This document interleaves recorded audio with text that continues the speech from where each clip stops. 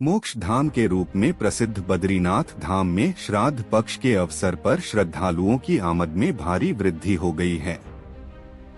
भू बैकुंठ नगरी श्री बद्रीनाथ धाम में देश भर से तीर्थयात्री अपने पितरों के पिंडदान, तर्पण और पूजन के लिए पहुंच रहे हैं। पितृपक्ष, जो रविवार 7 सितंबर पूर्णमासी से शुरू हुआ है, पूरे 16 दिन तक चलेगा। इस दौरान बद्रीपुरी के अलकनंदा नदी तट पर स्थित ब्रह्मकपाल तीर्थ क्षेत्र में श्रद्धालुओं का सैलाब उमड़ रहा है। पितरों को मोक्ष दिलाने की कामना से श्रद्धालु यहां आकर धार्मिक अनुष्ठान कर रहे हैं। श्राद्ध पक्ष की शुरुआत होते ही बद्रीपुरी में फिर से चहल पहल बढ़ गई है। देश के कोने कोने से आए श्रद्धालु यहां पहुंचकर अपने पूर्वजों की आत्मा की शांति के लिए पिंडदान और तर्पण कर रहे हैं। खासकर दक्षिण भारत, मध्य प्रदेश, गुजरात, दिल्ली और अन्य राज्यों से बड़ी संख्या में यात्री बद्रीनाथ पहुंच रहे हैं। तीर्थ पुरोहित पंडा समाज से जुड़े श्रीकांत बडोला ने बताया कि बद्रीनाथ धाम स्थित ब्रह्मकपाल तीर्थ में पिंडदान का विशेष महत्व है। पौराणिक मान्यताओं के अनुसार इस पवित्र स्थल पर एक बार पिंडदान कर लेने के बाद किसी अन्य स्थान पर पिंडदान करने की आवश्यकता नहीं रहती। यहाँ पिंडदान करने से पितरों को सीधा मोक्ष धाम की प्राप्ति होती है।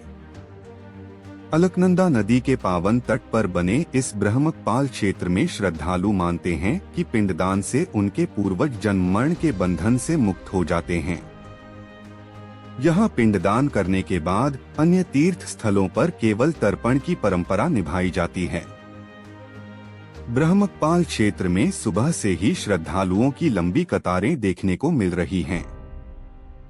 वे अपने पितरों की आत्मा की शांति और मुक्ति के लिए विधि विधान के साथ धार्मिक अनुष्ठान कर रहे हैं। पुरोहितों द्वारा वैदिक मंत्रों के उच्चारण के बीच पिंडदान की परंपरा निभाई जा रही है। स्थानीय लोगों का कहना है कि श्राद्ध पक्ष में बद्रीपुरी का वातावरण पूरी तरह से धार्मिक रंग में रंग जाता है। इस दौरान मंदिर क्षेत्र और घाटों पर विशेष सफाई और व्यवस्था की जाती है ताकि आने वाले श्रद्धालुओं को किसी प्रकार की कठिनाई न हो। श्रद्धालु मानते हैं कि मोक्ष धाम बद्रीनाथ में पिंडदान और तर्पण करने से उनके पूर्वजों को ही नहीं बल्कि पूरे परिवार को आशीर्वाद और पुण्य की प्राप्ति होती है। यही कारण है कि हर वर्ष श्राद्ध पक्ष में बद्रीनाथ धाम की पवित्र भूमि पर श्रद्धालुओं की संख्या कई गुना बढ़ जाती है। इस वर्ष भी अलकनंदा नदी का तट हजारों श्रद्धालुओं की भक्ति और आस्था का साक्षी बन रहा है। यह दृश्य पौराणिक परंपरा और आस्था की गहराई को एक बार फिर जीवंत करता है। नमस्कार, जय बद्री विशाल। आज हमारे सनातन धर्म का जो पावन पर्व माना जाता है, क्योंकि हमारे सनातन धर्म में केवल ये 15 दिन है जो पितरों को समर्पित है, तो इसको पितृपक्ष कहते हैं।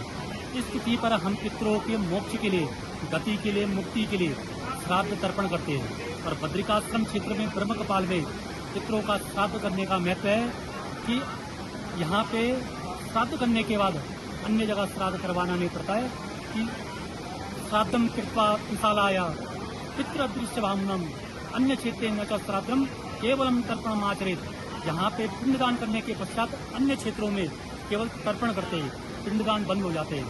तो मैं सभी से आग्रह करता हूँ कि आप लोग बद्रिकाश्रम में आइए, अपने पितरों को मोक्ष प्रदान कर लेके बद्रिकाश्रम में आइए और अपने पितरों का पिंडदान करके उनको मुक्ति पथ के लिए, प्रस्थान के लिए उनको विसर्जित करिए।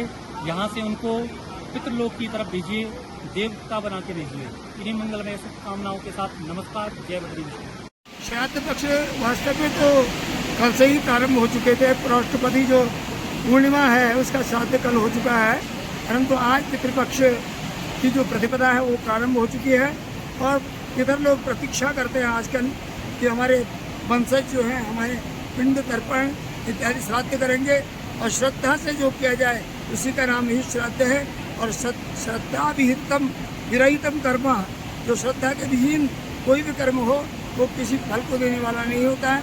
इसलिए पितरों से यदि आशीर्वाद की अपेक्षा हो और पितरों का आशीर्वाद प्राप्त करना चाहते हैं तो श्राद्ध अवश्य करना चाहिए। इसके लिए श्राद्ध में पितर प्रतीक्षा करते हैं और इसलिए ये शरद ऋतु में जो प्रारंभ होने वाले जो श्राद्ध हैं, आश्विन श्राद्ध में अवश्य पितरों का तर्पण और पिंडदान और अन्य श्राद्ध विधिवत करना चाहिए, जिससे कि पितर प्रसन्न होकर के अगर मैं धन धान्य जो कामना करोगे वो कामना अवश्य भगवान पितर लोग जो है पूर्ण करते हैं और हमको उसी से और हमारे घर में सुख समृद्धि उनका आशीर्वाद मिलता है और हमारे वंश की वृद्धि होती है। बोले भगवान विशाल की। भगवान